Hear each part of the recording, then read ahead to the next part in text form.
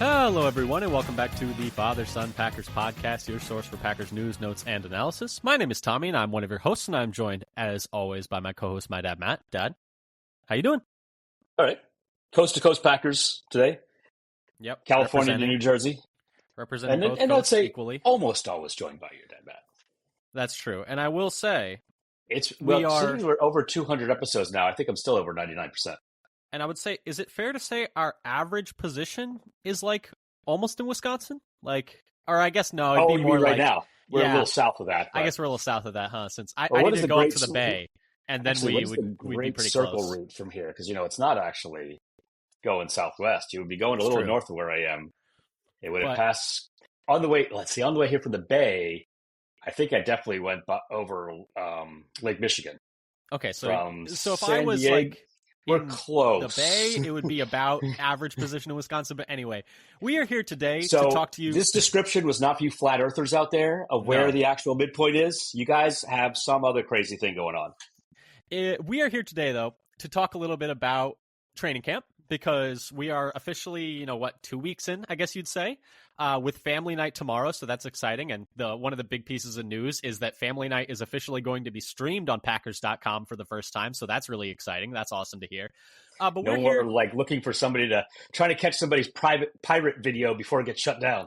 Exactly.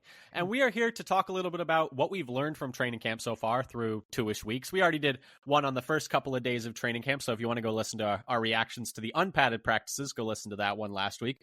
But with the pads officially coming on, and maybe a little bit more shakeups along the depth chart, we figured we would follow it up with another little bit talking about what else we've learned from training camp so far. So we're going to talk about that. We're going to talk about roster battles, a bit of news around the Packers as well. Some good news, some bad news, as these things usually go. But before we get into any of that, just wanted to pitch a couple of things. If you like what you hear today, subscribe, tell a friend, tell people who aren't your friends, tell strangers, tell everyone you can find. Whether it's on YouTube, people on the street. Exactly. Whether it's on YouTube, Spotify, Apple, leave a comment, leave a review. We love interacting with other people about the Packers. So comments on the YouTube, comments on wherever, leave a review. Let us know what you like. Let us know what you don't like. Follow us on Blue Sky at Father-Son Packer for updates on, these practices, when new episodes are out, content from other Packers content creators, one-stop shop and everything Titletown. Once again, that's at Father-Son Packers. But yeah, or at Father-Son Packer. No S, sorry. But anyways, let's just get into the news, Dad, which, first piece of news I mentioned was that Family Night tomorrow is going to be streaming. We're recording this on August 1st. So if the Packers somehow trade for Micah Parsons in the next 3 hours, I guess we'll put an addition to this. I think it'll be an emergency episode if that happens, if that goes down. So there'll be another section if that happens. But yes, I did not quite see if it was Micah Parsons demands trade to the Packers. If anybody saw that, let us know. I mean, hey, I wouldn't necessarily be opposed to it. But anyway, so let's talk a little bit about the news, though. First thing is a handful of roster moves. Linebacker Jared Bartlett was signed. Safety Kazir Bugs Brown, who is that, really big, muscular, safety corner that they signed as an UDFA. He was released. So that would have been fun to see in preseason, I think, but I guess it's not gonna be in the cards. And then cornerback Garnett Hollis Jr. Was signed also to the roster. And so I think, kind of some end of roster moves, kind of shaking things up a little bit, but those are the moves so far. In terms of injury updates, these are as of practice here on Friday. Watson obviously still not practicing. Colin Oliver still not practicing. John Williams still not practicing. This one was a couple days ago and was maybe a little bit concerning, is Marshawn Lloyd, unfortunately, again, with a groin injury, non-contact groin injury. There was some, confusion as to whether or not it had been caused by a hit by Hobbs, but it sounds like he was already kind of going down at that point.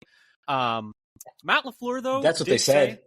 Matt LaFleur did say, though, quote, "It's not going to be a long-term deal, but I wouldn't anticipate him practicing this week," end quote. And he did say that on Thursday. And then Josh Jacobs also mentioned something in the locker room about not being overly concerned about it from a long-term perspective. Obviously sucks for Lloyd, but hopefully he can get that out. Hopefully he can get out there sooner rather than later and, kind of pick up some more momentum, because I think he was kind of gaining some momentum. He was kind of making a case for that running back 2 spot, which we'll talk about in a little bit. But hopefully this doesn't sideline him too long. Yeah, it looked to me like they're giving him the chance for it, because he was getting, I think, more of the reps as sort of the number 2 running back and was looking good out there by reports. Yeah. And that's for the Watson thing, whether he's running around and Comments Yeah. about not being able to shoot an injured player. Yeah, they can't film the injured player, and someone made a joke about it. I was like, well, I hope you wouldn't be able to shoot an injured player. But anyway, Who can you shoot? They can't film the rehab group, but apparently Watson is looking good moving there, which means nothing at this point. I would still imagine he's going to start the year on the PUP list. I'd still imagine he's going to miss at least the first probably half of the season, but the fact that he is moving around out there is, better than if he wasn't. So at least that's something. Other injuries, Nate Hobbs didn't practice today with a knee, Rasheed Walker with a groin, Travis Glover with a shoulder, Sam Brown Jr. with an ankle, Kamal Haddon with a hip, and Dontavian Wicks with a calf. Jaden Reed he left practice early on Thursday with a toe injury, but did return today on Friday. So it seems like something that was pretty minor. And Matt LaFleur said it was his cleats fault. So whatever that means.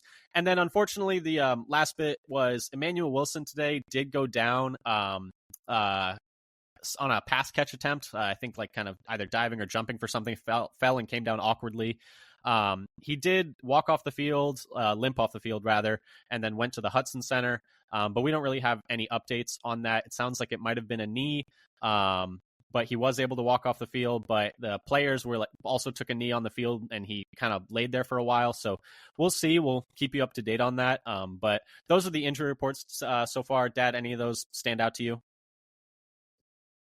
I think most of them seem to be sort of camp bumps and bruises, except for the Wilson thing that we don't know anything about yet. Yeah, the Wilson one, and then we don't really know anything about the Hobbs one or the Rasheed Walker one.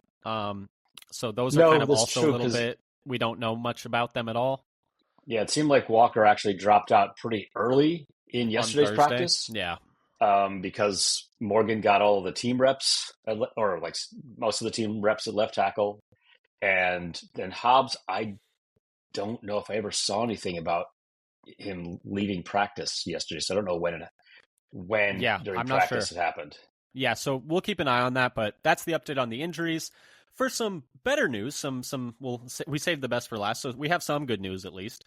And the first one of those is that since the last time we spoke, Elton Jenkins has returned to practice, which is good. Some kind of tidbits from the locker room availability he had after he came back. Says he is not expecting any adjustments to his deal at this time. And then also said that his absence from OTAs was family related and not contract related, despite some of the reporting around that. And I guess your mileage may vary on how much you believe those quotes, or if it's just kind of one of those things where now he has to come back and he's saying these things to save face. But either way, whatever your thoughts on that is, he is back and he's getting reps with Jordan Love, and he's talked about, he's excited for the move to center. He talked about, he's going to have to knock the rust off there, but he played it in college. He's played it a little bit in the pros. He was brought here as a center initially. He talked about it with the coaching staff in the front office in the offseason, and he's excited to get to it. But either way, some good news that he's back out there and getting those reps and building that rapport with Love, as that center quarterback combo. Yeah, and he mentioned something about being able to concentrate on it and focus on it and get really dialed into the center position. Yeah, so that's good. And then the other piece of news that we got, which I don't know if you got a chance to look at this yet, but we got the official Zach Tom contract details. My biggest takeaway was just that it's interesting that the cap hits are quite low for the first 3 years, and then they spike quite a bit in 28 and 29. So that's just kind of the main takeaway. And I guess they're hey, they're pushing most of the money back. They split the signing bonus evenly, and then the base salary is pushed way back. But so yeah, that's kind of what they do for most of the contracts, but thought that was interesting at least. Yeah, I remember I'd only heard about the first year being still only a $1.4 million salary. And so it leaves the Packers with $31 million in cap space for this year. Yeah, which it'll roll over. So I don't think they're going to use that. It always rolls over, which is why the whole Jair thing made no sense. The more I think about unless they're afraid the league's going to take it away, but they have some intel, which would then make this not make sense if that is what they believed.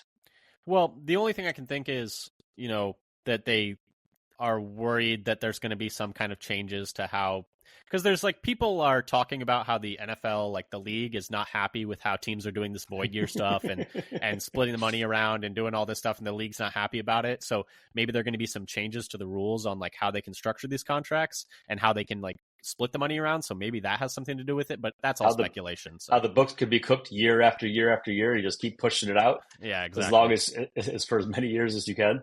Yeah, and it's like the idea is like there are like some teams are more cash rich than others, so it's kind of a bit of a competitive imbalance when some teams are able to like give a lot of money up front and others aren't. So like that's kind of like the reason behind it, but it's all speculation at this point for that one. But I guess they don't want to go full Major League Baseball with like total haves and have-nots in terms of money. Well, also like the baseball has the crazy like Ohtani contract 20 years of deferred it for like, hey, we'll pay you eventually. Don't isn't Bobby Bonilla still getting paid, or is it finally done? That's different though. Like this is like they're just like not paying.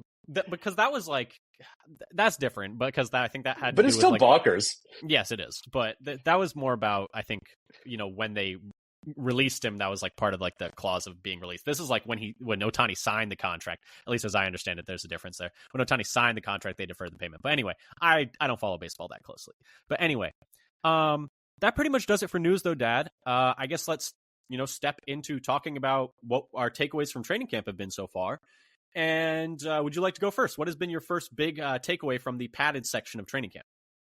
So I'm gonna dive into who I've thought all offseason was the most likely unfit to make the team, and that's Nazir Stackhouse. Yeah. And apparently this is more like this week. I didn't really hear about it much in week one, but it's apparently looking good out there. He's making some plays, stuffing the run in a couple of different occasions, but also getting into the backfield, getting sacks and pressures, which is not really what people expected, that he would have much pass rush use. So that's kind of encouraging. So we've been speculating who's going to be the backup nose tackle, and thought that he might be the best candidate because he is their biggest defender at 327 pounds. And the next biggest might be also rookie Brinson, who's like 315. So he's their only real sort of big body on the D tackle section. And then LaFleur even said he wanted to get Stackhouse some reps against the number one offense. That was a quote I saw from Paul Brettel. So yeah, from today, making a name for himself a little bit, get some attention, and good attention. Yes, exactly. And I think it's like it's sneakily kind of a need, and so it's like kind of a big deal that he's playing well because with Slayton out the door, I mean the run defense was really good last year, but the question is like, are you able to do that again? Are you able to replicate that without like a true nose tackle? Because like, I mean, I guess Kenny is a nose tackle, but Slayton was playing that nose tackle most of last year. And I think they're going to kick Kenny to that spot. But it's just nice to have some depth there because besides Kenny, there's not another nose tackle on the roster besides Stackhouse. Right. And so for Stackhouse, no backup nose tackle. Exactly. And for Stackhouse to play well, albeit, the caveat against 2s and 3s, like that is something to keep in mind. It's not against the 1s, although we hope to see him against the 1s in the coming days. But for him to play well out there, and apparently he like stunningly looks a lot like Slayton because he's also wearing the same number as Slayton. Like he's wearing 93. But for him to play well could be a really sneaky big deal for Green Bay because they need, a little bit more beef up the middle with Slayton gone. And if he could even replicate just what Slayton has given them over the last 4 years, like that's a fantastic UDFA signing. And this is a guy who, Dane Brugler had him as a draftable grade. He was projected to go in like the 6th, 7th round. So for them to get him just, as an UDFA, they gave him a good chunk of money guaranteed when they signed him, which we talked about when we went over the UDFAs in our deep dives. If you want to go check that one out, it's, back in the archives. But I think it's not just like exciting, just for an UDFA in general, but they might end up really needing him to play. So like for him to play well is good so far. Yeah. And I think we'll see I suspect to see a lot of him in preseason. I mean, and get a good look at what he can do in preseason games. You say that, but I mean, is there a scenario where he plays himself into being so important that they're like, hey, take it easy, big guy. We'll see you week one. I think it's maybe already too late to get to the point of like, we got to hide him by not playing him. No, I don't. So I don't think they're going to try to sneak him onto the practice squad, but maybe they won't want to, well, I mean, expose him too much. But I think he's still going to get. I don't decent think amount. they can get him to the practice squad, I guess is No, how I feel I about think it. that's what I mean. It's already too late to do that. Yeah, and we'll do our 53-man roster projections like in the coming weeks, I guess after the preseason games. But Yeah, I've already started. I know, but like if you look at it, if you look at the D tackle, like the interior defensive lineman room, it's Kenny, it's Wyatt, it's Wooden, it's Brooks, it's Brinson, it's Stackhouse. So you said you've done a few. You haven't shown me them because you're keeping them secret, I guess. Do you have 6 D tackles, or do you have like? Because some people have talked about actually. But the first one I did, which would be a couple months ago, actually, I had Stackhouse and Brinson, but I didn't have Wooden. But so far, I would say Wooden has been maybe doing more than Brooks. Brooks has been kind of quiet. Had a really quiet camp, and I think a couple people have commented on that and were like, "Hey, he's not a lock to make the team." And he didn't have a great year last year. He had a really good rookie year, but he didn't have a great year last year. I think there's questions as to whether or not it's a scheme fit for him. And Wooden's had a better camp and is maybe a little more versatile. I don't know. It's something to keep an eye on because I guess we'll see. Because the thing with the number of D tackles is they like to kick some of these edge rushers inside sometimes on these obvious passing downs. So like, how many true D tackles are you really going to play? I don't know. That's something to keep an eye on. Anything else on Stackhouse you wanted to mention? Because I think it is exciting, and I think he might end up being more important than initially thought. Yeah, I think if he makes the team, there could be a lot of snaps for him as a depth nose tackle. Yeah, exactly. And Kenny's getting older, so there's chances he misses time, and they would need a nose tackle to play in that case. The first thing that I wanted to talk about, though, besides the things that you stole from me, I'm going to start off with two guys. Long before you even got started. I know. Exactly. Yay. Early bird gets the worm. Second mouse gets the cheese. But anyway. Did I just get snapped? The first thing that I wanted to talk about was Lucas Van Ness and Luke Musgrave. And I'm grouping them not just because their first names are similar. These are two guys who, going into their third year, I think it's fair to say highly drafted guys who have not necessarily lived up to their draft position. I think it's fair to say. But both are having very solid camps so far. So like that's kind of caught my eye a little bit. Van Ness is the one that I think is more important for the Packers' success because I think even if Musgrave doesn't play well, there's like other tight ends, there's other weapons on offense for them to get the ball to. They really need Van Ness to play well for them to get any kind of pass rush going, really, it seems like. And so for Van Ness, some people, including, Andy Herman has talked about how he's actually looked like the best defensive lineman so far on the team at any, interior or edge rushers, which, maybe that's actually a bad thing. I don't know. I guess we'll see. We'll see when the real like live snaps start coming and when the joint practices start. But he said he's looked really good through 2 weeks. Bill Huber of Sports Illustrated described him as being, quote, impactful all day long, end quote, in the first padded practice, both against the run and against the pass. He's been getting a handful of pressures. He did well against Jordan Morgan in the 1v1s. So he's had a nice camp so far. And, we've talked about this in previous podcasts, but like about what the odds are for a breakout year for Lucas Van Ness. And so if you want to go look at that one, I think it was like our lingering questions podcast episode. But the, too long didn't listen of it is that, LVN's season high pressure and pressure rate through 2 years is 27 pressures and an 11.2% pressure rate. And the only players with, that kind of production profile through 2 seasons since 2018 of first round picks are LJ Collier, Peyton Turner, Felix Anadike-Uzomah, and Nolan Smith, who kind of, saved his second season last year with a really good playoff run, but before that had been kind of disappointing for them. And so the odds aren't great of him breaking out in year 3 with those, with those numbers, with those peripherals. But I will say he's had a good camp, and that's better than having a bad camp. So, and they really do need him this year. And so that's something I will be keeping my eye on going forward for the rest of camp as well. But, I think it is really important. Probably even more important than Stackhouse playing well, more important than Musgrave playing well. Musgrave also is having a nice start to camp. It's a little more complicated, though, because a lot of those plays have come with the twos, and at times Fitzpatrick is ahead of Musgrave. In the snaps with the ones, I think they like Fitzpatrick as a blocker more. But so kind of keeping an eye on both of them, both guys going into year 3 who really need to make a name for themselves because, next year is going to be contract years for them. And Yeah, so Van Ness, they really need him to play well, and he's had a good camp so far. Hopefully he can continue that. Yeah, and I would say this seems like Van Ness's best camp by far so far. I think other years were kind of quiet. He seems to be doing more with his opportunities and making plays, just being disruptive.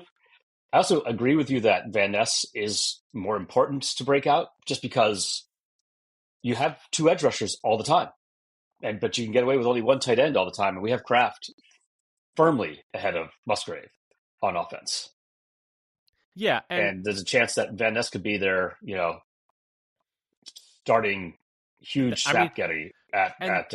And that was something we talked about, though, where you talked about, like, hey, is there a chance that Brenton Cox, who I think has had a solid camp as well, like jumps Van Ness? And so far that has not been the case. It's pretty much been Van Ness only across from Gary. And, they asked Halfley about Lucas Van Ness, and this is per Packers Wire. They have this quote written out. They asked him about him. Quote, he's a year older. He's got another year in the scheme. I think he's starting to understand the position, how to use his hands, how to set edges, some pass rush tools, some counter moves. It was a good offseason for him, truthfully.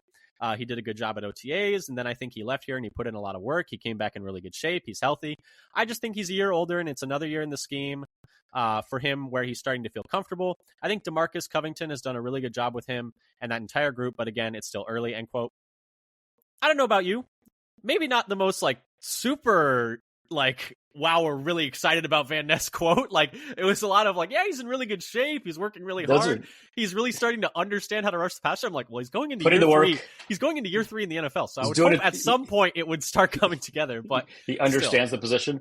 But those are a lot of your coach platitudes. He's putting the work. He's doing things the right way. We really like where he's at. Yeah. So the quotes may be a little damning with faint praise in some sense, but I guess you can choose to be optimistic or pessimistic. The numbers say maybe not, but hey, he's having a good camp so far, and so I wanted to shout that out. But Dad, what's your next thing? I'll just say, especially this week for Lucas Van Ness, he's looked really good. Since the pads came on, he's been really good. The first week, it did look a little bit I wouldn't say really good. He's been good since the pads came on. But the first week, it looked like Cox was doing more than he was. But now the pads came on, Van Ness has had more impact on plays and on 1v1s. Yeah. As well. Exactly. For me, my next thing, if I can find it, is, just lining up across from Van Ness some of the time, is left tackle and what's going on there. Yeah. They said with now that Jenkins and Banks were both back that Morgan is going to get more work at left tackle, implying that the reason he was doing almost exclusively right guard was because they were short, interior offensive lineman starters with Jenkins out and then Banks being hurt. So because you said Morgan was at right guard and Ryan was at center, and then Morgan was at left guard with Banks out. But now they're going to get back on the field at left tackle more, but he still doesn't seem to be starting over Walker. So far, even after they said that, Walker's still getting the first opportunity all the time. And so from that and what we see before, it seems like Morgan is still behind both Walker and Ryan at those two spots, right? I mean, do you disagree? I agree he's behind Walker. I'm not sure if he's behind Ryan. I do think he is behind Walker just because we finally saw him on Thursday, he's finally getting some snaps with the ones at left tackle, and the whole 2-minute drill. And then Friday comes around and Walker's out with a groin injury. I think it was, or was it a groin or was it a hip for him? It was a groin injury. It's a groin, yeah. So that was either way. But so my point just is finally, they're actually working Morgan in a tackle. There's a competition there. And it's maybe it was actually just because Walker was hurt. And it's okay, maybe it's not actually but the thing is, it's just such a weird, I wouldn't say weird situation because that implies more negativity, but it's just a hard situation to read, I would say, because every time Brian Gutekunst talks about it, he's oh yeah, we see that as a left tackle competition. And then they go out there on the field and Morgan is hardly ever actually getting a chance to compete with Walker at left tackle. Maybe we'll see more of that going forward, but I think that's the thing I'm keeping my eye on most going forward is the whole offensive line. And it's been thrown a little bit in flux because Banks has been kind of in and out of the lineup. He was out of the lineup again today, I think, in the team drills, I believe. He's been dealing with some kind of back issue that's keeping him day to day. And I think they're maybe just being a little cautious with it. Hopefully that's it. And it's not reflaring every single day, because that would obviously be a bit of a red flag. And then with Elton missing time, it's been, I think, just kind of hard. I think it's going to be hard going forward for Morgan to get those tackle snaps when he's going to have to be filling in at guard so much. If Banks keeps being day-to-day and missing time. But it's something I'm going to keep my eye on because I would like to see Morgan compete at tackle. You drafted him as a tackle, and Walker is probably not going to be back with the team next year. We kind of assume. I guess we'll see, but we kind of assume. And so you'd like to have your heir apparent at left tackle, like ready to go and like have him at least on the same tier as Walker and where you feel good about that going forward. And I know you have Belton too in the wings, but we don't know what he is yet either. But yeah, so it is weird though, isn't it? That like every time they talk about it in the pressers, it's like, yeah, he's going to compete at tackle. And then we go to practice and it's like the only time he's been a tackle. Well, we thought he finally was getting that opportunity. And it's like, turns out, okay, Walker was hurt maybe. So maybe that wasn't even real. Yeah. So even Stenovich said as well that he's going to work in at left tackle as much as possible for competition with Walker now that Jenkins is back. But and he basically got most of the reps at left tackle on Thursday, but that probably was after Walker got hurt and was out. Yeah, and by all accounts, he's looked like fine at left tackle. Like it hasn't been a disaster or anything. There was like one where he got like cooked, but it was I think most people seem to think it was because he thought he was going to. There was a chip that didn't happen, and that's something. And he got some compliments on. He did. Yeah, he and Banks really opening some run lanes. Yes, that there's compliments on their run blocking together on at least one play. Well, some people are talking about because I think that's a good thing to point out because I do think Morgan is a better run blocker than Walker, and I think that's Walker's probably like kind of the thing he's not as good at. I've been a little surprised that he has not done better as a run blocker because he's huge. He's a big guy, massive. Yeah, and he has a little bit of nasty to him. I mean, exactly. Do you want to talk about him getting told to run a we'll lap get to that. because he fought with a guard? That's one of my things on here as well to talk about that whole thing. But otherwise, on the left tackles, like I think with Walker out, then Belton was getting probably what were Morgan snaps with the ones, getting a little bit of left tackle snaps with the ones that Morgan was getting a subset of, and now Morgan was getting Walker share and Belton was getting Morgan share. I had missed this. So Belton got some snaps with the ones today? That was according to Aaron Nagler. That was today, I think, actually, not yesterday. I think my note was that Aaron Nagler said something about Belton getting some reps with the ones at left tackle today. And that has probably more to do with there's less tackle depth right now with Walker out and Glover out. I don't think they think Glover's a tackle. I don't. Well, I think that's true. They put him in as guard a lot, but it seems like my guess is Morgan moved up to get Walker snaps, and Belton moved in to get the snaps that Morgan had to getting with the ones. Yeah, I mean, just giving them all to Morgan. Right now, if you were saying, it kind of feels like we have a locked-in top 8. Does that feel reasonable? The 5 starters, and then Morgan, Ryan, whichever one you think isn't a starter, Belton, and then I think Monk is probably like, pretty clearly. Monk might even I think it just depends. Like if there's an interior guy, I think Monk's up next. If there's a tackle guy, I think Belton's up next. And then I think those 8 are locked in, and then the rest of those guys, Glover, Telfort, Jennings, are all fighting for like a 9th, 10th spot if they end up keeping 10, but probably keeping 9. And then Williams on the unfortunately not able to join the competition right now with his back injury. Yeah, and because I actually like him coming out. Yeah, me too. And I think he was a guy that a lot of people were high on, and maybe that's part of the reason he fell. Is maybe people knew about this back injury. We're just speculating with that one. Well, I think this back injury must have happened with the Packers. Oh, you think? Because he's on PUP, not NFI. Well, that's a good point. Okay, yeah, that's fair. But anyway, offensive line in general, just keeping an eye on where Morgan ends up lining up. You'd like to see him win a starting job. I think, like going into year 2, I think that's a reasonable expectation. I think is win a starting job. Wherever that ends up being. Ideally, it's a tackle. Win a starting job. Yeah, ideally it's a tackle, but I guess we'll see. Anything else you wanted to touch on with the offensive line, or do you want to move on to the next one? You can move on to your next one. All right. The next thing I wanted to talk about was, I guess, Carrington Valentine, who's had a really nice camp so far, and I guess via him we'll talk about the secondary in general. But Valentine's had a really nice camp, up to 3 interceptions so far, which I believe maybe besides McKinney has the most, making a really strong case for more playing time. He's kind of, I would say firmly corner 3 in terms of outside corners, but the more plays you see him make, the more I'm just like all in on this idea of like 2 different nickel defenses where you have your big nickel where Bullard's in the slot and then, your base nickel, I guess. And then on obvious passing downs, you kick Hobbs inside and then you bring Valentine in. Because, I mean, little bit of a sour taste in everyone's mouth from how the Eagles game went and Dallas Goedert smacking him around. But he really was probably their best cover corner outside of Jair Alexander last year. Like, I think that's maybe fair to say. I mean, in terms of like EPA allowed per snap, PFF grade, etc. There's several other metrics where he was like the best besides Jair on the team in terms of coverage, metrics. And he's only going into his third year. So there's still room to grow as well. Like, he's still getting better. He's one of their younger players. And I think just the more plays he makes, the more I want to see him play.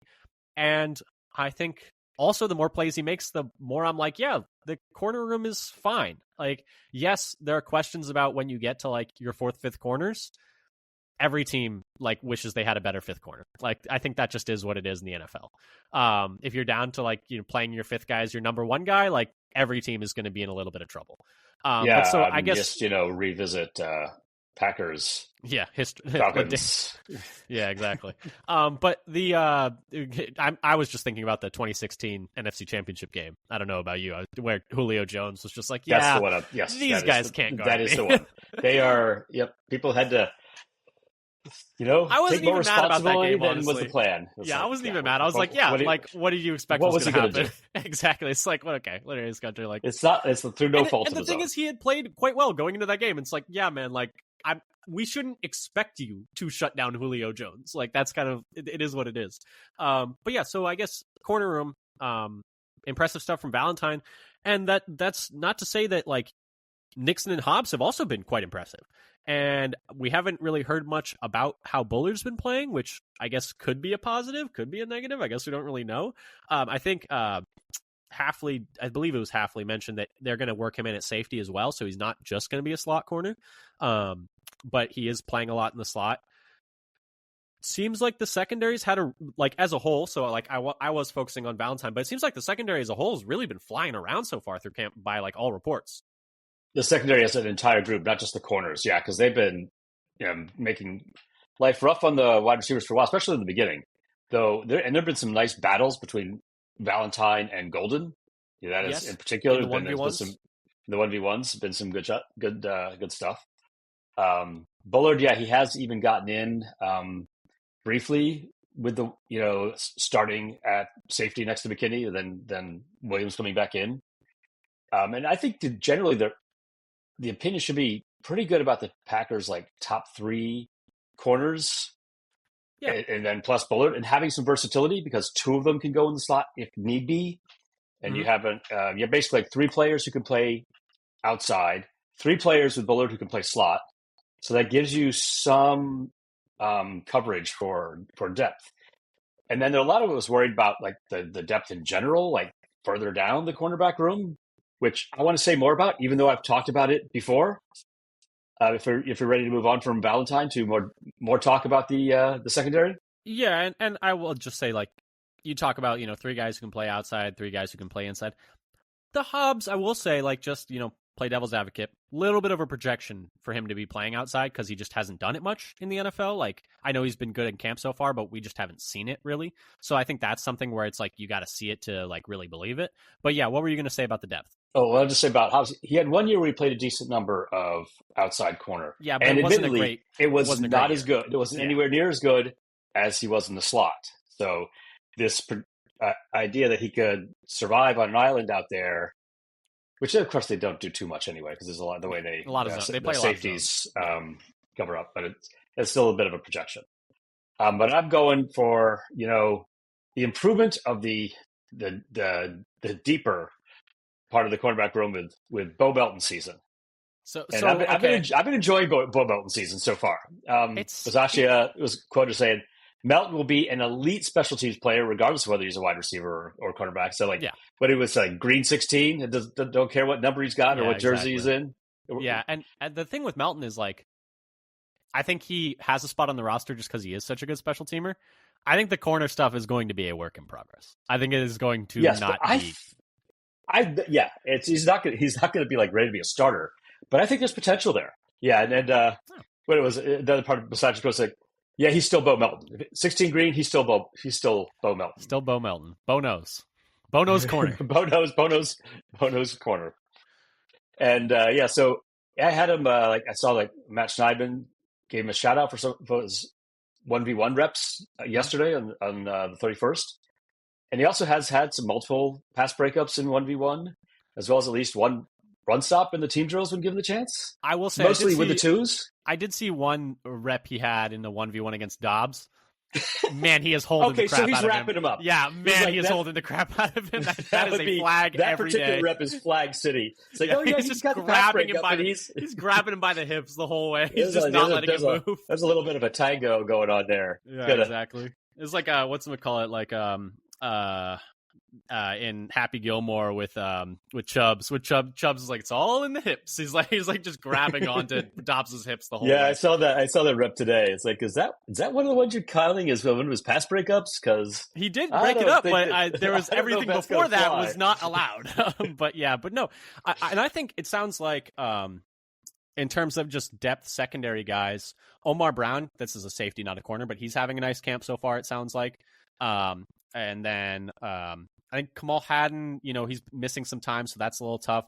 Kalen King, I think, has had a solid camp by all reports. Like, not amazing. It's not like he's like pushing for a spot with the ones, but like I think he's been solid with the 2s and 3s so far. But I would say he's been a little up and down. Yeah, I think the 1v1s were a bit of a struggle for him. Kind of how they were at the Senior Bowl. But I think his team reps have been a little bit better than the 1v1s by like the reporting I've seen at least.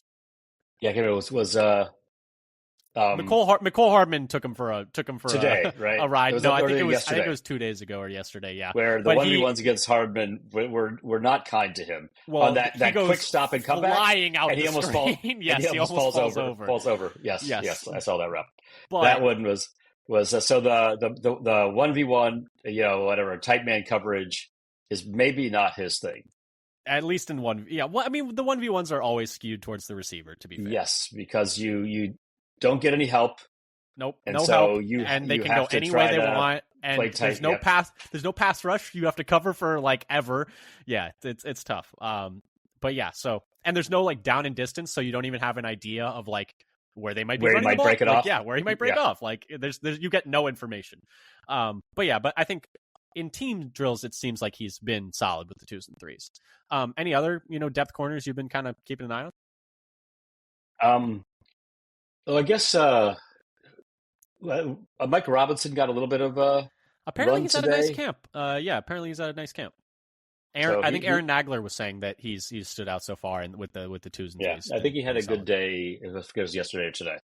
Made some plays anyway with it because he got more of a chance with Haddon and being out and Hobbs also being out. Yeah. The next thing I've been keeping an eye on, just flipping over back to the other side of the ball, is the wide receiver room. So one thing is a little dinged up right now. Wicks missing time with a calf injury. Reed missing some time, although he was back today, so that's good at least. Watson obviously missing time. Sam Brown Jr. missing some time. Guys kind of in and out right now, but solid camps for a lot of guys. Matthew Golden continues to have a really strong camp. Had that 60-yard touchdown the other day in team drills. I'm drinking the Kool-Aid. He's which like, was awesome. Man, he looks so good. It's super tasty Kool-Aid.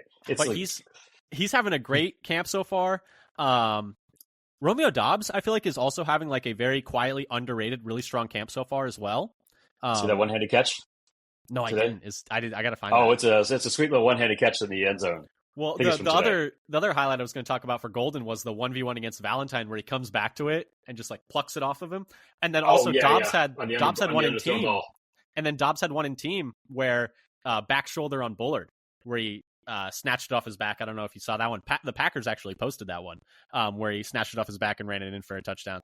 They're both having really strong camps. McCole Hardman's having a really good camp. I think seems like he's laying claim to that 6th wide receiver spot, especially if he can be the punt returner, which I think he should probably be the leader in the clubhouse for that, but who knows what Bisaccia does on these special teams. I have no clue.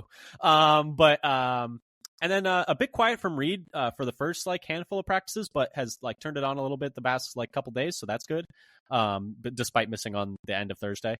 So, but yeah, the wide receiver group's having, a really solid camp so far. Highlighted, I think, by Golden and then by Dobbs as well. I think the Dobbs one's going a little bit under the radar, like how good of a camp he's having because Golden's having, such a nice start to camp as, the rookie first round guy and everyone's got their eyes on him. And he is really having a really strong camp. But I did want to shout out Dobbs as well because I feel like it's going a little under the radar how good he's been.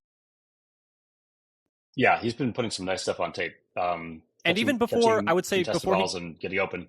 And I would say even before he got hurt, Wicks was having a nice start to camp as well. So hopefully he can get back and, continue to make plays as well. Right. We were thinking in week 1, he was catching like everything his way for a while as well. And then he got the calf injury. Some kind of calf and thing, then he played a little bit after it. And then he sat out again. Just take it easy with calves, just until it feels better. Calves have been scary the last couple of years. Yeah. But anyway, what's you got one more thing for me or? Oh, just for you. Sure. For the what's it called? The Royal Week. I don't know. The Royal Week. So the one thing I was going to refer to earlier is like this. It's been a little chippy at yes, it has. Especially, I think good. We love. Hey, compete. Especially Tuesday, but I feel like these guys need to start practicing against another team, but maybe don't. There are going to be fights in the joint practices. There are going to be fights in the joint practices.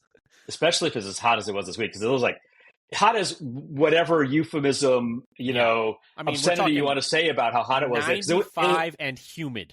Like it hit here nasty. This week in Jersey a couple days later. It's like I was out in it, just riding in a car. It's like, man, I am spent just riding around out here in the heat. I was missing my, Bay Area cool fog weather. belt. Yeah. Exactly. For the summer.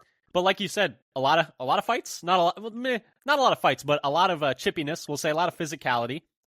Maybe some crossing the line, Hobbs hitting guys, maybe a little, hey, Hobbs, we got to tune it down. Wait, save it for the game. Save the physicality for the games. Yeah. We had after Hobbs had the low tackle and Lloyd, he said what happened was he turned around quickly, saw Lloyd coming at the last second and Lloyd was, I guess, getting low. And so he got low is how he's playing. Though Zach Tom got into Hobbs' face after the play as well. Yeah. And then the big one was, like to see, guys having each other's back. So, there's that. Especially that's you'd like to see the offensive linemen come in and stand up for their teammates on offense. They used to do it. Packers would do it a lot for Rodgers. Come charging in there. And that's something you like to see, a little somebody got your back. And the big one was Rasheed Walker. Apparently there was some stuff like after the play between Walker and Enagbare. I think Walker may have it's unclear. It's unclear like he got thrown down or whether or not a punch was thrown. But there's some extracurriculars, we'll say. Yes, which I think is how Enagbare described it a little bit. It's like there's play like between the whistles or between the lines and what shouldn't be. Outside of that, and then LaFleur got so mad he sent Walker for some middle school laps. Yeah, sent him for some laps. And I think Walker mentioned he's like, man, I haven't had to run laps since freshman year of high school or something like that. Yeah, and then the rest of the offense joined him, or the rest of the O-line. Jacob's like, okay, we're going now. Jacob's getting out there first. Okay, well, we're running now, and the rest of the O-line and Tucker Kraft all joined him for a lap, and then I think Walker said he took an extra one just to cool down, calm his head down. Took a second lap. But and then Matt LaFleur after the practice cussed them all out. Well, LaFleur was not ready to let it go after those laps, and so he let the whole team hear it. I think at the end of that practice, and I think it was probably for the best that was on Tuesday and they had their off day on Wednesday. So everyone got a day off after that. Cool it was down. Probably for the best. And I didn't hear about anything happening yesterday or today on that front, but I think maybe also the heat wave had passed. Everyone's a little less mad after the heat wave's gone. Yep, it's just nobody wants you out there, and those guys are in pads running. It must be just hot on that turf. Exactly. You can do as much as you can, but 95 and humid is tough. I think the last thing I wanted to touch on was the running back room. I just have some questions about it. And I really probably wouldn't have mentioned this even until Wilson went down today. Now, hopefully it's not serious, but Lloyd missing time. And, I think at this point, you hate to say it, but it's just hard to I think we just shouldn't have expectations at this point for him. Like whatever we get out of him is gravy, just because he has struggled to be available so much. And then Wilson potentially injured today. I just like wonder, where does that leave the running back room? Now it does sound like Chris Brooks has really probably been the like running back that's getting the most work with the ones besides Josh Jacobs. Obviously just he's the best pass protector on the team.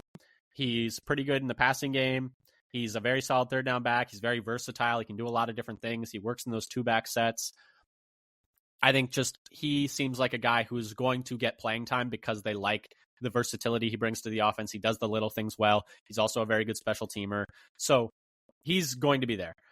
I guess the question comes, like if Wilson and Lloyd are Wilson misses time and then Lloyd is a bit, in and out of the lineup, where does that leave the rest of the running back room? We've already talked about a bunch of times, Jacobs coming off a year with a really heavy workload. Now, Matt LaFleur has said that they're going to play it by how he's feeling. They're not going to limit his snap count just because he had a lot of carries the year before. They're going to just go based on how he's feeling each week. Amar Johnson, UDFA running back, has had I think, pretty good camp so far, it sounds like, with the 2s and 3s. I guess we'll see how he looks in preseason games, but I think there's a chance that, if Wilson and Lloyd were to miss time, he might be the number 3 guy. And then they signed Abanikanda last week off of the 49ers, I believe, or waivers from the 49ers. Waivers. Waivers. Yeah, so not off the 49ers, but waivers from the 49ers. And so, is he going to compete for that spot? I think he also got some reps at kick returner, if I remember correctly. So, and I think he showed more burst than people were expecting in some of the reps. He's an athletic freak, on paper. And Abanikanda is fast as well. Yeah, exactly. But I think there's a chance. Oh, sorry, go ahead. I was going to say, if either one of Lloyd or Wilson starts the season on PUP, they'll probably only. I bet they'll start with. I think they'll keep 2, because it's likely that Abanikanda and Ron Johnson are going to make it to the practice squad, and then they'll just call them up as needed. Yeah, and that's a good point. I don't think it really affects which. It's not that they don't like them; it's that will you not expose somebody else, and we expect to be able to get you back. That's a fair point. I just think that if it's a case where Lloyd and Wilson are not available for week 1, they will be elevating one of those guys from the practice squad. And I would just imagine it would be Amar Johnson, because he seems like he's been the best of the practice, or the best of the 2s and 3s so far. But it's just something I'm keeping my eye on with, Wilson and Lloyd's kind of availability a bit up in the air right now, which obviously for Wilson might be nothing. He might be totally fine, but we just don't know right now. Yeah. And I don't know. You can never predict how soon we'll hear something from the Packers about an injury. And we'll see how long Lloyd, whether it's really a short term, as LaFleur was saying, whether it's just like a week or 2.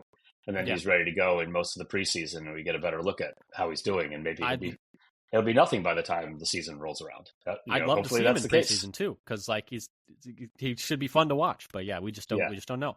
And he didn't get much last year in preseason either. Yeah. Any final tidbits you wanted to touch on? Anything from the coaching staff that you heard quote wise that you thought was maybe a little bit interesting? Any last bits? I mentioned some of the quotes already. I would say that. Who else? Well, to talk about McKinney, you can't throw anywhere near him. The dude has been on a tear. Yeah. Shutting everything down out there. Yeah, dominant. And Simmons has been making some plays. I would say he has completely slammed the door. Although Tyron Hopper's been making some plays with the 2s and 3s as well, but I do think Simmons has slammed the door shut on linebacker 4.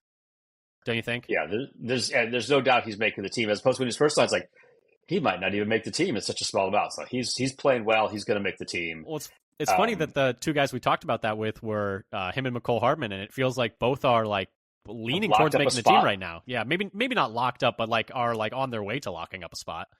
Yeah, I feel like Simmons has locked up a spot, and Hardman, it kind of depends on how many wide receivers they keep in the end. But it seems he's been looking a lot better at receiver than I was expecting, where he's doing more as in the receiver role. And I was thinking, he's going to make it because he's going to be the primary returner. But he's, showing that if he needs to get on the field on the offense, he's getting open and making plays. But I do still think if he's going to make the team, it's going to be because he's the returner. Well, that's why, yes. But you do like it if you have to have somebody fill in that they can.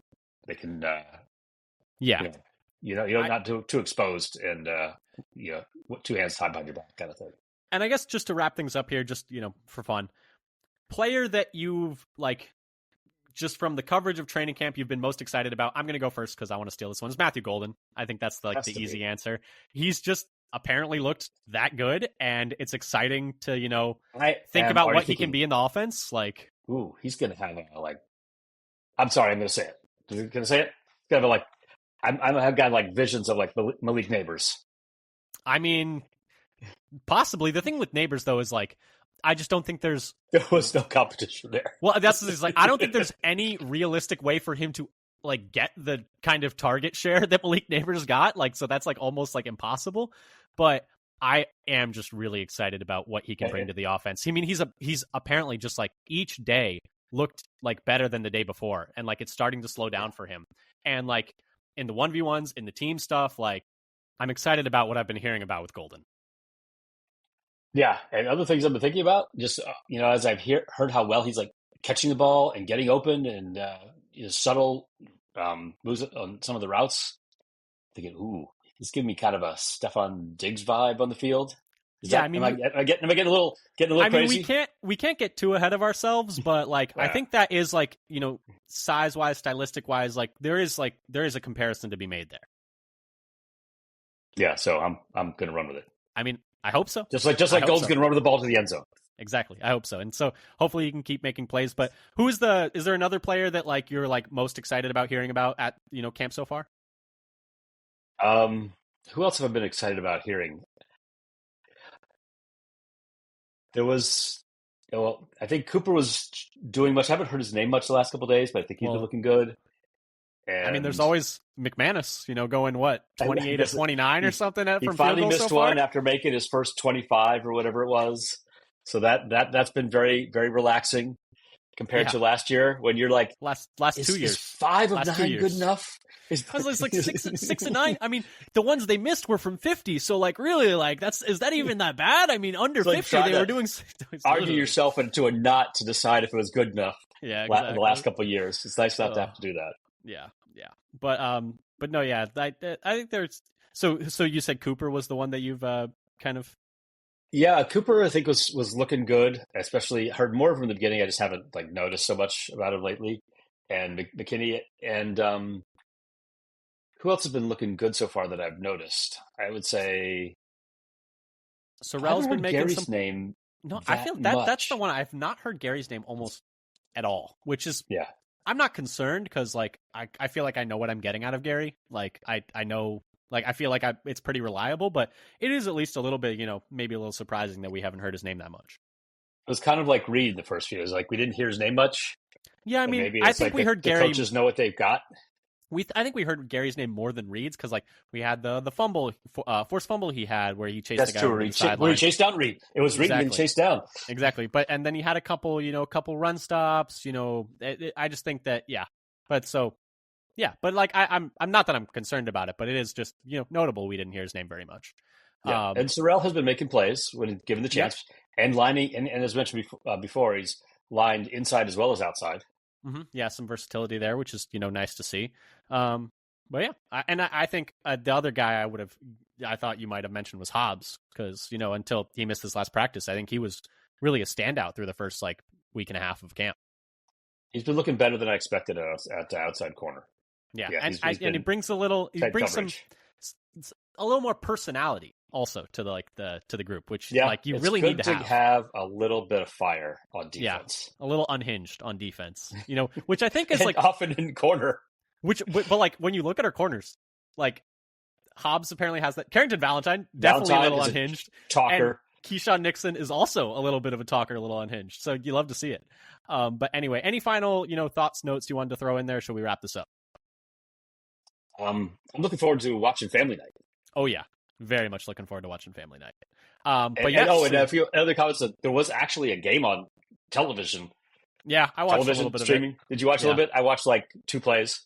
Yeah, Hall of Fame game is always pretty much the worst football you can see.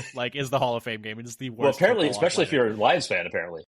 Yeah, I mean I didn't watch enough of the game to really have any thoughts on it. So, the starters were, I think, nowhere to be found. I don't. Yeah, I mean, I don't. That's the thing with Hall of Fame gaming. Like, sometimes they don't even play the second guys. Like, they go straight to the third and fourth guys. They just say, "Yep, we're gonna keep it moving." But anyway, yeah. So I'm really excited for family night. I know you are too. Really excited for the rest of training camp and preseason games coming up. So that's exciting as well. We'll have like some real on the field video stuff to talk about with family night and preseason games. But anyway, for coverage of that, keep those dials tuned here at Father Son Packer on Blue Sky. Follow us, subscribe on YouTube, Spotify, Apple, wherever you can find podcasts. Yep. Leave a comment, leave a review, tell a friend, tell a stranger, tell the guy who drives the bus, tell the person biking past you on the street, tell whoever. For those people out there who are like, closer to my age, you're like, just imagine it's an old radio in a car where you like punch that number in and you're just locked into this frequency. Exactly. Just leave it punched in. But anyway, thank you again so much for listening. We'll keep you covered for the rest of Packers offseason. We'll be doing an episode a week. And then once the season starts, we'll be doing 2 a week. But until next time, go Pack, go. Go Pack, go.